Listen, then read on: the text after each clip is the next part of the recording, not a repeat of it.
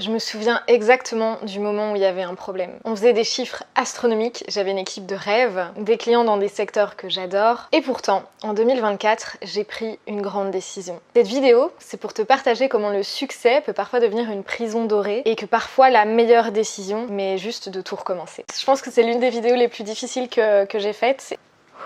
Mais c'était indispensable de commencer l'année et de vous expliquer tout ce qui s'est passé parce que j'ai envie de reprendre les vidéos YouTube et je peux pas juste reprendre les vidéos sans vous faire ce partage aujourd'hui et je pense et j'espère que vous expliquer tout ce que j'ai traversé, ça va vous aider justement à peut-être que vous traversez la même chose et que vous vous dites j'ai pas le droit de faire une pause, j'ai pas le droit d'arrêter, j'ai pas le droit de recommencer même si ça fait du sens pour personne à part moi-même. Et si tu tombes sur cette vidéo et que tu traverses ça, que tu passes par là et que tu dis mais là j'ai vraiment besoin, je suis complètement perdue dans ma vie et je sais pas quoi faire, dis-toi que tu n'es pas seule et que le bout du tunnel il arrivera. Et voilà, et c'est la raison pour laquelle je te fais cette vidéo parce que c'est une vidéo YouTube qui m'a fait avoir un énorme déclic il y a 2 ans. La décision est venue 2 ans après, mais la graine était déjà plantée dans mon cerveau il y a 2 ans avec la vidéo de Vanessa Lowe qui a annoncé qu'elle arrêtait justement tout ce qu'elle avait construit. Et chaque phrase qu'elle disait, chaque réflexion qu'elle a partagée, je me reconnaissais tellement dans cette vidéo que je me suis dit ok, c'est trop important pour que je vous fasse pas ce retour. J'avais un plan que j'étais censée suivre, je suis partie un peu, j'ai pas suivi le plan évidemment, ça me semblait vraiment indispensable de vous partager tout ça. Pour que tu comprennes, j'ai décidé de créer mon agence quand j'avais 24 ans, je suis belge et j'ai commencé en étant freelance. Je vendais des services de publicité Facebook, je faisais un petit peu de tout au début et puis rapidement, à la suite d'une formation en ligne que j'ai achetée et d'un coaching, j'ai commencé à tout structurer et au bout de 6 semaines, je suis passée de 0 à 10 000 euros par mois. Pour moi, c'était énorme, c'était impensable, j'étais même gênée de faire ce chiffre. Ce chiffre n'a fait qu'augmenter au fur et à mesure. Et au début, c'est super excitant parce qu'on se dit waouh, c'est incroyable, je fais quelque chose que j'adore, je fais du marketing, moi ma passion c'est de faire de la publicité et je vois ce chiffre qui grandit et qui ne cesse de s'arrêter. Et ça impliquait pas mal de choses parce que la première, je pense que quand on arrive au cap des 10 000 euros par mois, il faut commencer à structurer et on ne peut plus travailler seul. Donc j'ai recruté une première personne, puis une deuxième personne, puis une troisième personne, et puis une quatrième personne. Et on s'est retrouvés au bout d'1 an, je pense qu'on était 16 sur le Slack, avec des personnes qui étaient là en permanence pour m'aider à gérer les campagnes de publicité Facebook, Instagram, Google. J'avais une assistante, j'avais une community manager, j'avais une équipe de closers. En fait, à la base, moi, j'ai toujours voulu créer un business parce que j'adore faire du business. Ce qui me plaît et ce qui me passionne, c'est pas de gérer des gens, c'est pas de gérer une équipe, c'est vraiment de faire du business, de faire du marketing. Toute cette phase d'ascension, elle s'est déroulée en plein Covid. Je pense que ça a été l'une des meilleures périodes pour beaucoup d'entre nous. Et en septembre 2020, je suis partie à Lisbonne. Je travaillais énormément, je faisais beaucoup la fête aussi. Et les premières erreurs d'inattention sont arrivées parce que j'avais trop de travail et que j'avais vraiment trop de choses à gérer. Donc j'ai commencé à mettre des systèmes en place et je suis passée d'un système de prospection à un système d'acquisition de clients avec de la publicité Facebook.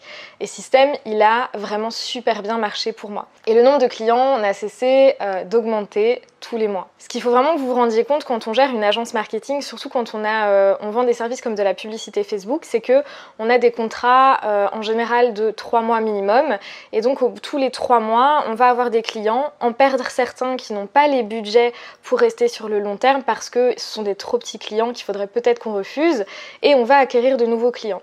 Et le but, c'est que donc tous les mois, vous perdez des clients, vous allez en avoir des nouveaux. Et donc évidemment, il faut trouver plus de clients que ceux qui ne vont partir. C'est ce qu'on appelle le churn. Le churn, c'est quelque chose de tout à fait normal dans toutes les agences marketing. Et c'est vraiment un combat permanent de garder les clients, les satisfaire, vraiment donner le meilleur de nous-mêmes, mais aussi aller chercher de nouveaux clients pour faire grandir l'agence. La question qui revient très souvent, c'est « Mais pourquoi je ne me suis pas arrêtée quand j'ai atteint les 40 000 euros par mois, par exemple ?»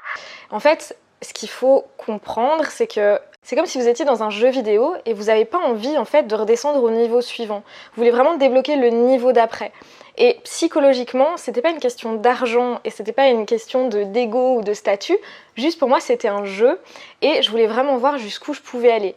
Et si j'avais décidé en fait de me dire ok je stabilise à tel chiffre d'affaires, je me serais et en fait c'est arrivé, je me suis ennuyée et je me suis dit mais je vois plus l'intérêt et je vois que les problèmes de mon agence. J'ai voulu arrêter cette agence plusieurs fois au cours de ces 4 dernières années, souvent à la période soit de janvier, soit de juin, parce que j'avais beaucoup de pression à gérer, parce que j'en avais marre de cette course aux clients. Et je me suis toujours dit, prends sur toi, c'est normal, y a des problèmes partout. Mes pairs masculins qui géraient des agences avaient les mêmes problèmes que moi et pourtant ça ne les atteignait pas, ça ne les touchait pas comme moi ça me touchait. Et je me suis simplement dit, ok, t'es trop sensible. Vraiment travaille là-dessus et juste avance, continue à développer cette agence. Et on arrive un peu aussi dans un engrenage où vous mettez tellement d'énergie à développer votre business que c'est trop tard et vous êtes trop loin pour dire ok maintenant stop, je ralentis ou je fais autre chose. Parce qu'en fait vous avez mis tellement d'énergie là-dedans que vous imaginez si vous deviez arrêter, ça veut dire que vous auriez fait tous ces efforts pour rien. En tout cas dans ma tête c'est ce que je me disais. Et du coup en janvier 2024, au lieu de me dire je veux peut-être prendre du temps pour réfléchir à ce que je veux vraiment faire et où je veux emmener l'agence, et j'ai recruté une chef des opérations. Ça a été un énorme soulagement pour moi de recruter cette chef des opérations parce que tout le monde me disait ok si t'en as un peu marre de l'agence, essaye de déléguer au maximum, comme ça t'auras plus à gérer que les trucs que t'aimes bien. C'était pas une mauvaise idée à la base. Cette chef des opérations, elle a mis en place, elle a amélioré tous les systèmes que j'avais. Et donc en fait quand on signait un client c'était génial parce que j'avais quasi rien à faire, tout était vraiment optimisé, processisé. Et elle gérait les contacts entre les freelances qui travaillaient, qui m'aidaient à gérer les campagnes et les clients. Et donc il s'est vraiment installé une distance entre cette agence et moi où je me disais mais en fait c'est plus aligné, c'est plus cohérent parce que j'ai vraiment l'impression d'être détachée de cette agence puisque je ne gère plus rien. Et ne plus rien gérer, c'est pas totalement vrai, j'étais toujours en charge du développement de l'agence et d'aller chercher des nouveaux clients. Si j'ai plus cette stimulation de développer l'agence, à quoi ça sert? Et la réponse, je l'ai pas trouvée en fait. J'avais pas de réponse à cette question. Je me suis même dit, quand on faisait des 30-40 000 euros par mois, c'est à ces moments-là où je me suis dit, ok, j'en ai marre et j'aimerais faire autre chose. Mais en fait, je peux pas parce que, enfin, tout le monde va dire que je suis complètement folle d'arrêter un business qui fonctionne. Et donc j'ai continué. Et c'est ok. Pendant quelques mois, l'avenir de cette agence suit son cours. Je perds tous les mois un peu plus la motivation, le goût de ce que je fais. J'en arrive à des semaines où je suis tellement stressée que je ne peux même plus ouvrir mon ordinateur tellement je me dis « Ok, qu'est-ce qui va se passer aujourd'hui ? On va encore avoir un problème avec je ne sais qui, on va avoir des clients qui veulent travailler avec nous qu'on va devoir refuser parce qu'ils ne correspondent pas aux critères des clients qu'on accompagne, avoir des galères aussi de trouver les bons clients parce que mon système avec la publicité fonctionne vraiment bien, mais n'est pas adapté pour trouver des clients qui ont déjà des chiffres d'affaires à 50 000 ou 100 000 euros par mois par exemple. Et j'ai pas l'énergie de remonter un tunnel de vente. Du coup, je fais appel à une agence marketing qui est censée m'aider à créer justement un nouveau tunnel de vente. Je vais vous passer les détails, ça s'est très mal passé avec cette agence, je me suis fait avoir, j'ai fait des erreurs, j'ai signé des contrats sans regarder dans les détails ce que ça impliquait et le travail fourni par cette agence a été une catastrophe. Et donc cette expérience me fait un peu repartir à zéro où je me dis ok j'avais envie de retrouver la flamme en refaisant un nouveau tunnel de vente pour aller chercher un nouveau type de client. Ça ne se fait pas et là j'ai besoin d'une pause et je ne sais pas comment prendre cette pause en fait. Parce que je suis incapable de faire une pause, je ne sais pas comment vous expliquer d'autres. Mais je me disais, je peux pas en fait, j'ai pas le droit, faut y aller, faut continuer, faut trouver des solutions, je ne peux pas m'arrêter. C'est à ce moment-là que je vais faire une découverte sur moi, où j'ai des amis à Bangkok qui me disent Alexa, ce serait peut-être intéressant que tu fasses un test, parce que c'est vrai que j'avais tendance à lancer beaucoup de projets là depuis 4 ans, à avoir beaucoup de choses dans ma tête, à avoir un fonctionnement qui n'était pas forcément semblable à ceux des autres, et pendant toutes ces années, c'est vrai que parfois ça me pesait de me dire je comprends pas pourquoi je fonctionne pas de la même manière que les autres. J'ai l'impression que c'est plus calme dans la tête de certains et moi ça m'épuise en fait. Et je vais faire un test pour être diagnostiquée ou pas du TDAH à Bangkok. C'est un test en 3 rendez-vous, il y a des tests écrits, il y a des tests oral, il y a des tests sur ordinateur. Chaque fois que je suis en rendez-vous avec ce psychiatre, je lui dis non mais je suis sûre que j'ai pas le TDAH parce que je suis pas bordélique, parce que j'ai des systèmes pour tout, même pour ranger mon frigo, même pour ne pas oublier mes clés. Je suis douée à l'école donc je vois pas, en général les TDAH ils sont hyper actifs, ils n'arrivent pas à rester assis et écouter quelqu'un parler. Et en fait je me rends compte que à l'université j'allais jamais en cours, parce que ça m'intéressait pas et que je pouvais pas rester assise sur une chaise, que j'étais dyscalculique, j'ai un problème avec les chiffres, et que je trouvais des alternatives, et du coup pour moi c'était pas un problème parce que j'avais des méthodes pour réussir mes examens sans devoir calculer des trucs, je retenais tout par cœur. Et tout ça pour vous donner des exemples, mais il y a tellement d'exemples pour les TDAH. Et j'ai réalisé en fait que les diagnostics TDAH se font beaucoup plus tard chez les femmes, souvent à partir de la trentaine. Et les signes se manifestent différemment, qu'on soit un homme ou une femme, et même entre les femmes, les signes du TDAH sont différents. Et le diagnostic est tombé, et ça a été un véritable soulagement pour moi d'apprendre que j'étais TDAH. Ça peut vous sembler un détail, mais pour moi ça a fait une grosse différence parce que j'ai arrêté en fait de me mettre la pression et pourquoi j'ai besoin de stimulation, pourquoi j'ai besoin de lancer des nouveaux projets, pourquoi j'arrive pas à rester focus sur un seul truc. Je suis un peu émue en vous expliquant tout ça parce que je pense que vous vous rendez pas compte quand on ne sait pas ce qui se passe dans notre tête et qu'on se dit ok je comprends pas parce que j'ai l'impression d'être seule au monde, d'être la seule à réfléchir comme ça et j'aimerais juste fonctionner comme les autres. Se dire ok je peux enfin mettre une étiquette, ça a été vraiment bénéfique pour moi et surtout je me cherchais depuis janvier et ça a répondu à une partie des questions que je me posais en fait. Et je me suis refait le film de toutes ces années, même en étant plus jeune, et on connecte les points et ça c'est génial en fait. Et ça a vraiment été une étape dans le processus de décision de cette année 2024. Je ne m'attendais pas du tout à ce que vous parlez de ça fasse remonter des émotions par rapport à ça. Je sens que je vais devoir prendre plusieurs pauses dans cette vidéo. Et donc c'est une pause et j'ai décidé de faire 3 semaines de formation de breathwork.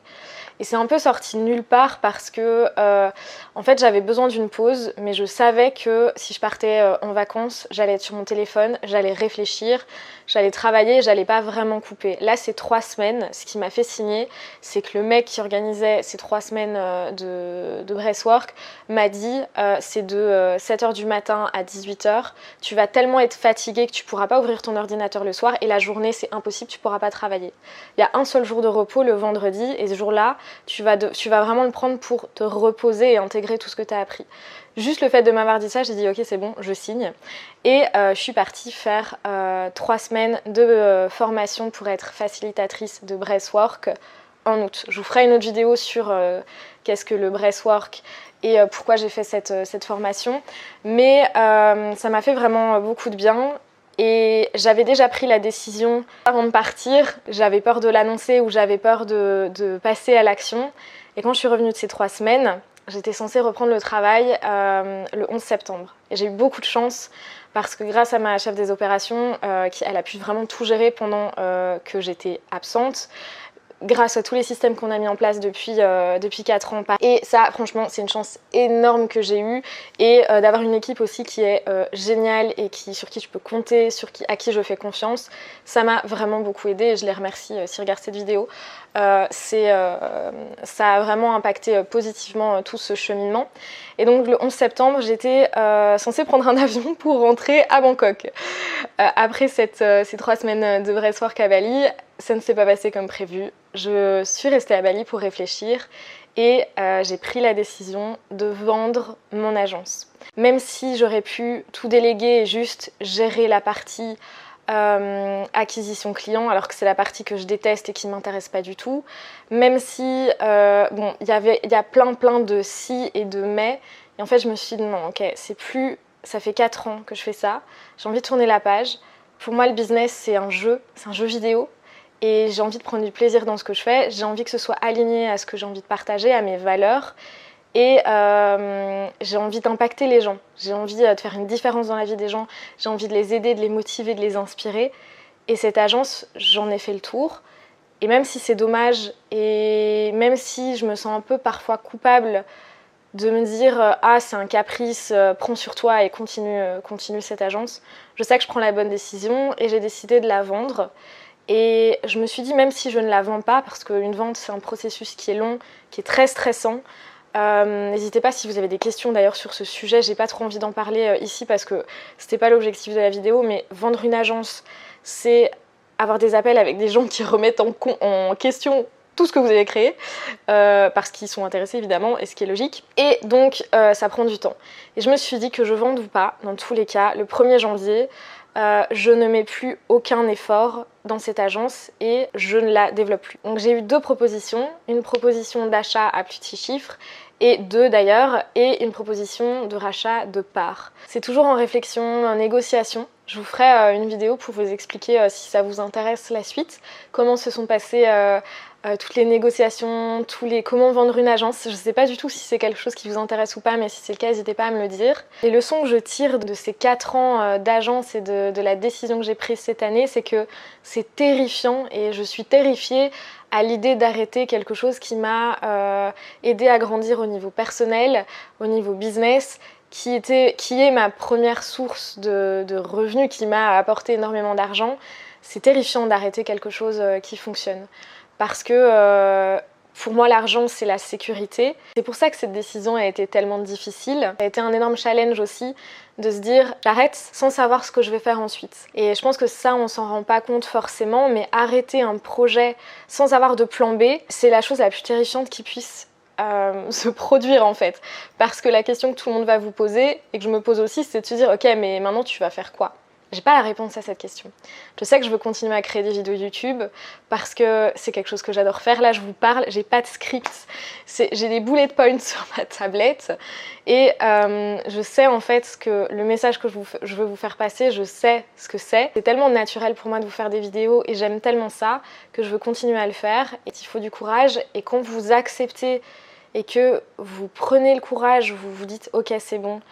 J'y vais, je me lance, je saute dans l'inconnu, je sais pas de quoi demain sera fait. Vous changez la chimie de votre cerveau parce que vous lui apprenez à faire des choses inconfortables mais qui ne sont pas dangereuses et qui vous aideront simplement à grandir. S'il y a quelques leçons que j'en ai tirées également, c'est important d'avoir plusieurs sources de revenus. Moi je suis contente d'avoir investi dans l'immobilier, dans les cryptos. Il y a ces vidéos YouTube que je ne monétise pas pour l'instant mais qui sont quelque chose qui m'anime, mais en termes de sources de revenus, je m'égare pardon, mais en termes de sources de revenus, diversifiées et ne mettez pas tous vos œufs dans le même panier, c'est super important, c'est l'une des leçons principales de cette histoire. La deuxième leçon, c'est que après 4 ans avoir géré mon business seule, là je suis prête pour gérer un business avec quelqu'un d'autre et pouvoir se soutenir mutuellement et se tirer vers le haut mutuellement. C'est vraiment quelque chose dont j'ai envie, dont j'ai besoin cette année. Troisième leçon, c'est que le plus dur, c'est pas d'arrêter un business qui ne fonctionne pas, c'est d'arrêter un business qui fonctionne trop bien et qui vous a dépassé. Et surtout de ne pas écouter les autres et de s'écouter soi. Même si vos décisions ne font pas sens pour les autres, même si vos décisions sont irrationnelles et basées sur votre intuition, s'il vous plaît, écoutez-vous, c'est ça qui compte, vraiment. Leçon suivante, c'est qu'il faut du temps pour lâcher quelque chose. Moi, il m'a fallu 2 ans pour complètement arrêter cette agence. Je l'ai fait un petit peu par palier. J'ai eu des mécanismes qui m'ont empêché, qui ont continué à me garder dans cette agence parce que j'avais peur de l'inconnu, j'avais besoin de sécurité et il faut du temps, ça ne se fait pas du jour au lendemain évidemment et c'est tout à fait normal. J'ai vécu ça un petit peu, je vais peut-être loin dans mes mots, mais j'ai vécu cette décision un peu comme un deuil de quelque chose que j'avais fait grandir pendant 4 ans. Et même si mon business, ce n'est pas mon bébé, certains disent ah c'est ton business, c'est ton bébé, non pas du tout, mais c'est plutôt l'énergie et tout ce que ça a créé autour dans ma vie, les rencontres que ça a pu faire, ce que ça m'a permis aussi de faire. Mon business m'a permis de voyager, de vivre à l'étranger, d'avoir une vie super confortable et ça, c'est un truc incroyable et j'en suis ultra reconnaissante, même si grâce à moi parce que parce que je me suis donné les moyens de réussir, c'est quand même tourner la page sur quelque chose de beau, même si tout n'a pas été parfait. C'est ok aussi de vouloir autre chose et de ne pas devoir se justifier. Et ça, c'est super important. Si vous avez juste envie de prendre une décision dans votre vie, vous n'êtes pas obligé d'expliquer, de détailler, de montrer pourquoi, comment. Non, vous avez pris cette décision et ça vous appartient en fait. Et ça, c'était une des grandes leçons de cette année. Et en tout cas, je suis hyper alignée avec le fait de tourner la page. Je vais continuer à créer du contenu sur les réseaux sociaux parce que ça me nourrit. Et on verra également comment ça évolue. J'ai un plan d'action pour la suite que je ne vous dévoilerai pas tout de suite. Mais je sais que je vais arriver à... J'ai des objectifs à atteindre et je sais que j'y arriverai parce que j'ai une vision. Et en fait, maintenant, les décisions que je vais prendre et les choses que je vais lancer, ce sera vraiment toujours en accord et aligné avec la vision que j'ai pour la suite. Et plus des décisions prises sur le court terme. J'ai appris énormément cette année sur moi et sur les autres et je continue d'apprendre. Et si vous passez par une phase un petit peu compliquée où vous vous cherchez, vous ne savez pas ce que vous avez envie de faire, vous avez peur de prendre certaines décisions, vous n'êtes pas seul à traverser ça. C'est une phase qui n'est pas facile, mais c'est nécessaire si vous voulez grandir et changer. Si vous avez entamé ce processus de réflexion, vous êtes déjà en train d'y arriver en fait. J'espère que cette vidéo vous aura plu, elle est un petit peu différente des autres. Je vous dis à très vite pour une nouvelle vidéo.